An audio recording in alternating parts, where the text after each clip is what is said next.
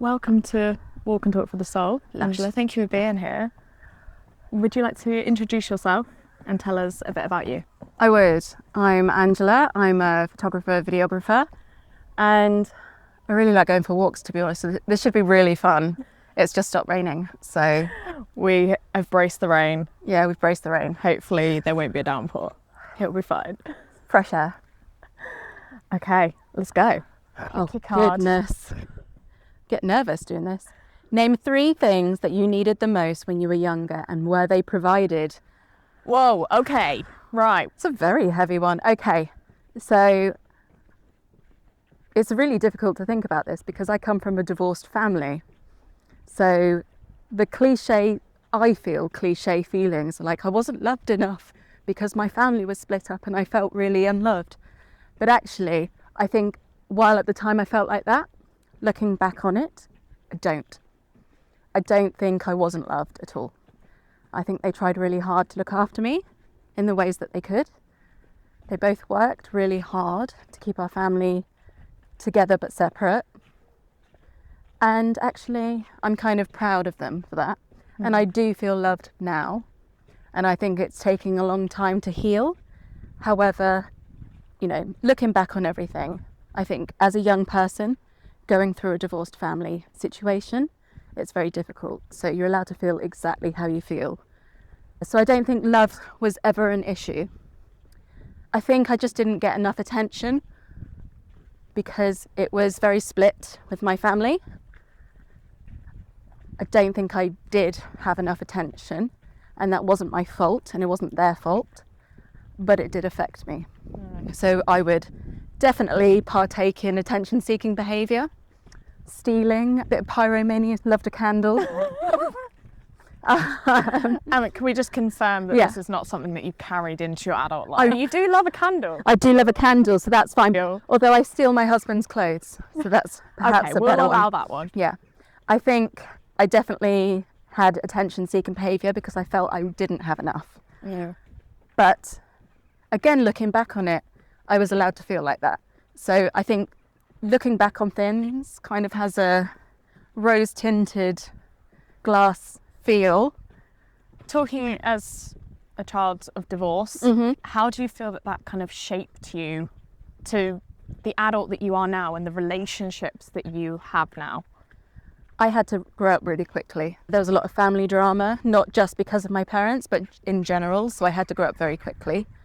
I think it very much informed the person I am today by the fact that I'm a people pleaser at heart, anticipating everyone's needs, making sure that everyone's okay.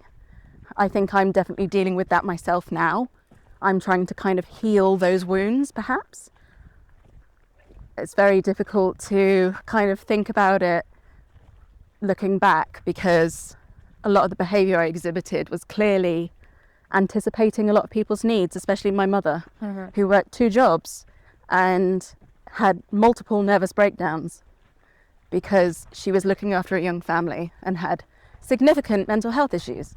So I think looking back on it, it was as much as I could do, and I couldn't really expect a young Angela to do much else, to be honest. It's really tough to have to take on so much at such a young age.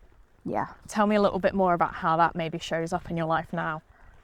It will definitely be saying yes to things when I mean no. Going out or saying yes to favours and things when I'm just like, yeah, no problem, I'll do it. And actually I'm moving things around. So I try and be a bit more self-aware these days. I'm not the greatest at it, but I will be more self-aware and I will understand a lot of the time if I'm having to move things, then it's not appropriate for me to be doing so. And I should perhaps say no. Do you find it hard to say no? Yes, absolutely. Because I like to please people. But also because I really want to help. So I naturally want to be able to help everyone. I work with a lot of local businesses and friends, giving them pro bono work, but because I truly believe that their business or what they need will, be helped by me. So I really want to help people. I'm getting better at kind of stepping back and letting people pay for services if they need them. I am getting better at that. However, you know, I'm not infallible. I literally do it all the time. So it's something that I'm continually trying to make better, I suppose. Do you feel like you saying yes is often to the detriment of your own sort of mental health? Yes, absolutely. Yeah. Because if I'm stressed as well already and I'm saying yes to something, I immediately become like, well, now I've got to think of that. And I'm constantly aware. I have ADHD, so it's constantly in my head and I can't dump it out, even if I write it out. So it's very much in the circle of my brain life, if that makes sense. It's like a circus up there. But then even when the time has gone and I've said yes to the item and the item has expired and it's happened, I'm still thinking, well, why didn't I say no? And so I kind of regret every single time I do it. But, you know, I'm an ongoing project, so I just have to keep trying. That's a lovely way to look at it, being an ongoing project. I am. That's what it is. You know, we're constantly evolving and growing, but being able to recognise and acknowledge those behaviours that aren't helpful or healthy for you is a great first step. Yeah, I think I need to perhaps admit to it a bit more. But, you know, I am even taking less part in activities that I don't have time for. So I am getting there. It's just I need to be more hot on it, perhaps. What could you do? What could you implement in your life? Well, I have a calendar, but it's helpful in the sense that I know what I've got that day. But it also says, what days can I fill it with things if people ask me to? So I guess I kind of really need to have a to-do list at the beginning of the day and be like, okay, I know that I'm going to be working from this time and this time. And actually that work is what I'm supposed to be doing, instead of being like, that's actually free time. Like, I get to do whatever I need to. I think that's kind of how my brain works sometimes. Although, you know, I really enjoy my working, but I also enjoy doing other things. So it kind of feeds my brain by changing subject and kind of going and doing something different. So I find it really difficult to weigh whether it's a good or bad thing. That's such an ADHD thing to say, isn't it? I think it's often remembering that people pleasing isn't actually kindness. Okay. Because I think we always wrap it up in, I'm being a kind person. Yeah. Pleasing others, helping others, that's me being kind to others. But if it's at the detriment of yourself and your own mental health and putting your own things on the back burner in service of others, that's not kindness. That's certainly not self-kindness. You can't pour from an empty cup. If you're giving and giving and giving to other people, what's left for you? I think that's a really good way of putting it. And I think as well, I always think like the other person, it's like they'd abandon me if I said no at any point, right? But actually, the true friends will never do that. You know, they'd just be like, absolutely, that's fine. Have you ever had proof of someone abandoning you? No. Or you can't show up for them? No. So what makes you feel that someone's going to abandon you? Oh, I guess there's the risk, isn't it? I'm a risk taker in certain parts of my life, but I'm definitely not a risk taker when it comes to having relationships with people. So I'd much rather not risk it, if that makes sense. Risk them being angry or annoyed at me in any way, even though that's my issue, not theirs. What history do I have to actually back that up? Nothing.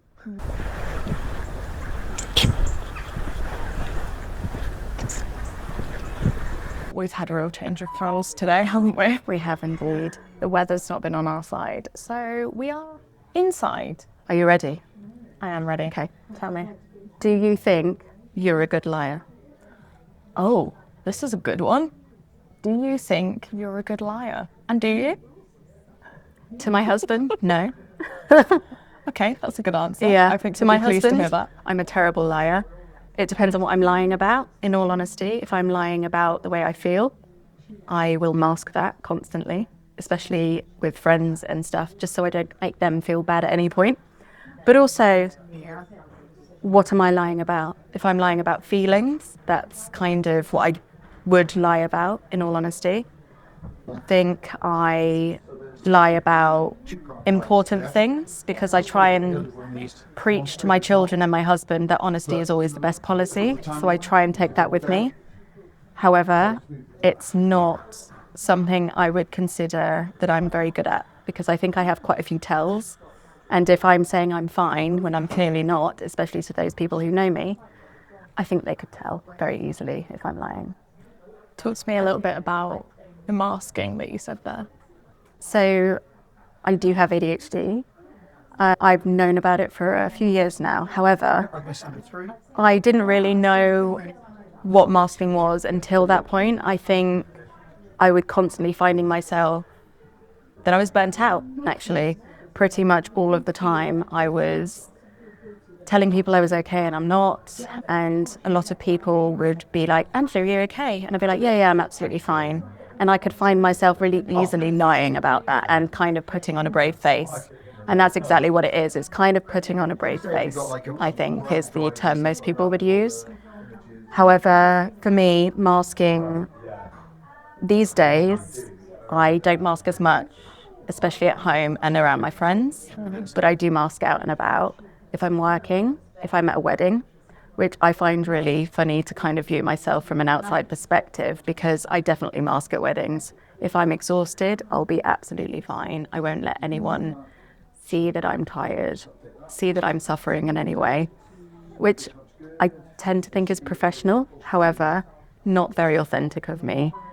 I will, however, tell the truth when someone says, are you okay? Do you need to go and sit down and have a bit of a rest? And I say, actually, that's a really nice idea. Thank you very much. I do need a rest. I will go and sit down. And I do find that, luckily, a lot of my clients and couples will look out for me anyway.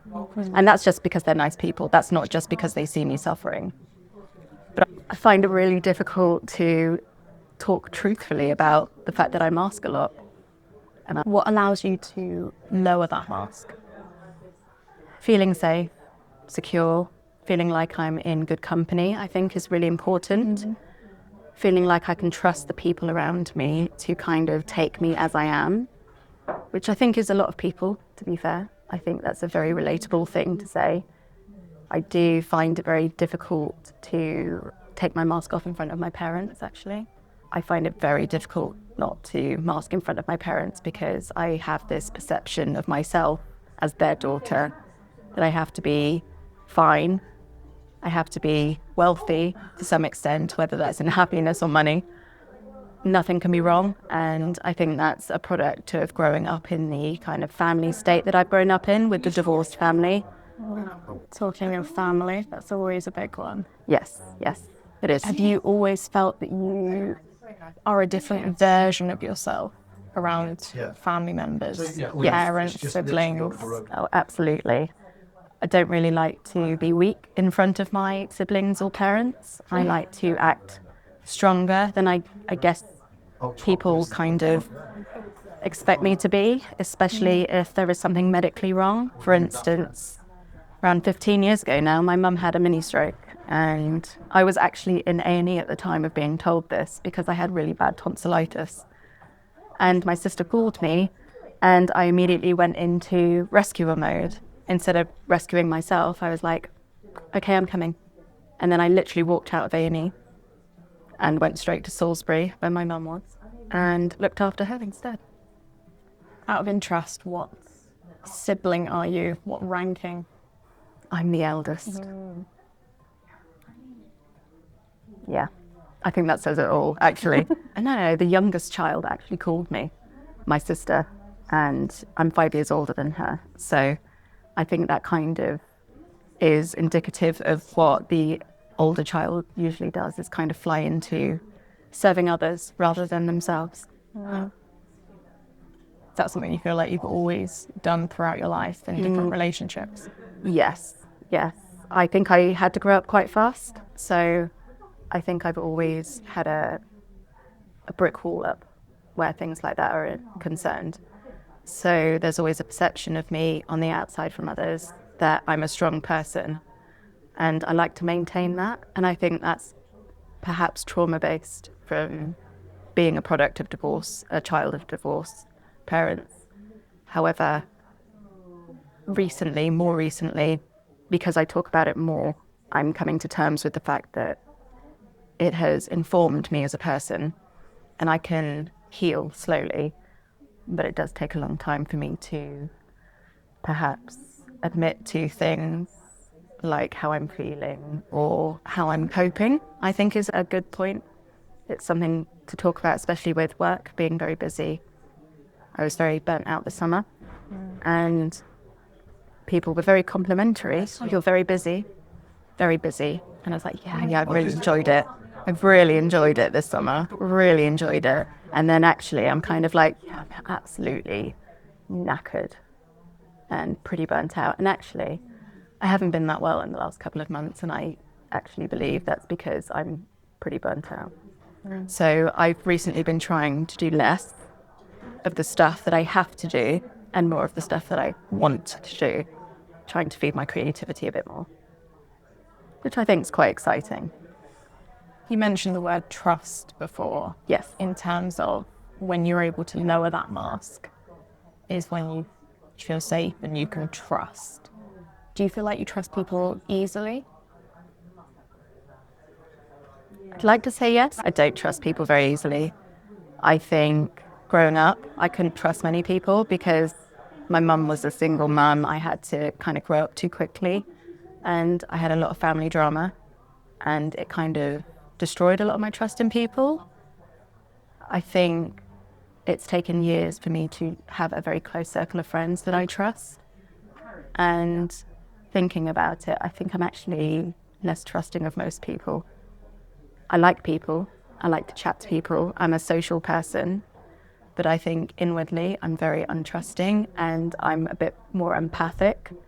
So if someone gives me a bad vibe, I will go into my fake mode and masking mode, where I people please.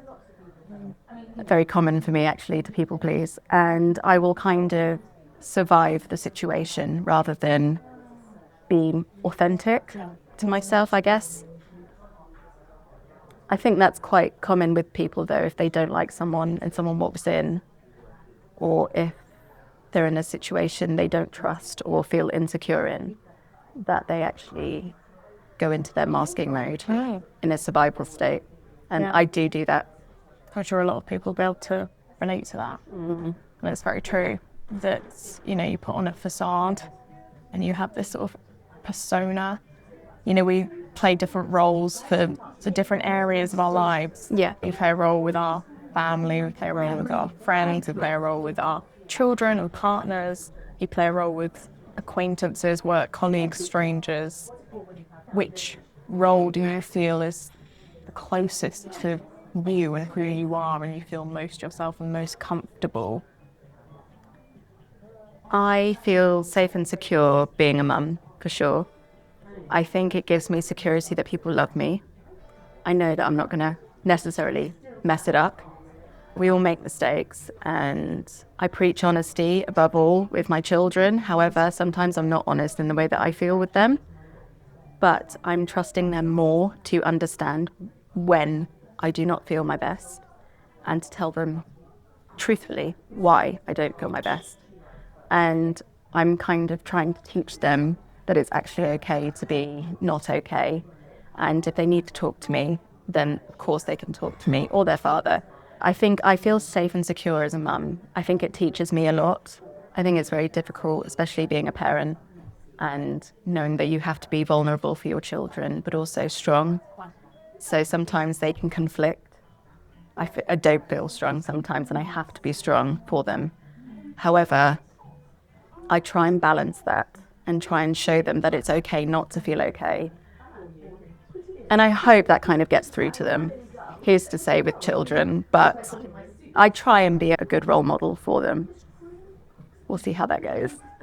I think they're well-rounded individuals though, thank goodness. At least polite in public. Seems like you've got a pretty good handle on it. Yeah, I will see. We all make mistakes, they make mistakes. We try and take each day as it comes, and I think that's a really good way to deal with it. We just need to survive. Do you think you're a good liar? Yeah. I actually don't think I am a good liar. I think I'm a good liar in public. In my family life, I'm not. I think people can tell if I'm lying because they know me very well. They can tell if I'm masking. Would you consider masking lying? Kind of, yeah. I think that outwardly masking is lying in a way. I think it's a natural thing to do, and I think it's a survival mechanism for sure, but it is lying. It's lying to yourself, even though it's something that necessarily can't be controlled. At least you can't control it knowingly. I think you're allowed to mask if you can't control it, so, you know. Are you aware of your masking now more than you perhaps would have been in the past? Definitely. I think I'm very much more tired if I've been masking, and I feel it very quickly. I definitely have a social battery. When I'm working, not so much. I think I can fake it a bit. However, I think if I'm in a conversation and it just goes downhill and I'm not feeling great, I'll just be like, I need to go. However, there was an instance recently when I wanted to get out of the conversation, so I made an excuse that my friend wanted to leave, and actually it was me that wanted to leave. So in that instance, I was lying. So that's kind of an example of ways I do lie. I'll kind of brush it off and say it's the other person. Do you recognise those behaviours in the moment? Or Slightly. I think I know. I try and be cheeky about it and be like, well, they'll know that I need to get out of that situation perhaps, and either go along with it or just call me out. the preference to go along with it, someone to go along with it and take the hit or call you out in the moment, what would you prefer? If I'm with close friends, I think call me out for sure, and kind of be like, Angela, you don't need to mask in front of us, because I think it reminds you of the people that you trust and that you feel secure in. So I think if I'm with close friends, definitely call me out. If I'm not, then perhaps know that it's kind of a safe word or a safe situation for me. I like that. Yeah, that's nice. So it's kind of down to the person I'm with, I think. Cool. If they think I'm masking. And you've got the trust for that person, would know, who knows you well enough. Trust is key. Thank you so much for coming on this walk, having this talk, bracing the rain. Now, I'm going to ask you, you've had these talk cards to prompt these conversations that we had today. Have you got a question for our next guest? I do. Something good. It's got a lot to talk about though. Perfect. What is it? Go ahead. If you had to be born into any family on Earth in history, which family would it be? Would it be your own, or would it be someone else? Well, that's a good one. Yeah. You should never even thought about that. I think about it occasionally. That's a great question. Thank you. Yeah. Thank you so much for being here. No problem. It's been an honour. It's running in this weather.